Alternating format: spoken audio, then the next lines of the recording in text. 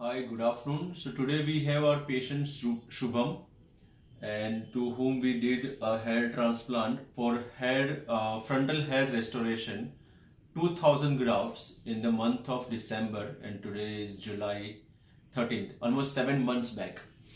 And this was the pre-operative photograph in which he was having some grade 2 baldness. And you can see the scar, otherwise it's the same scar, so you can say the same patient. And this is what we have got.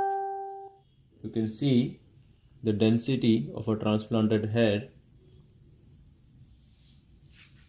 on this side,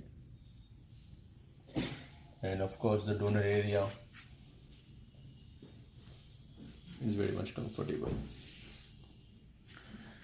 So again, for the young people, the frontal hair restoration, very good technique. You get a very good amount of confidence back, and I again wish you all the very best. Shubham को कुछ बोलना है? Thank you.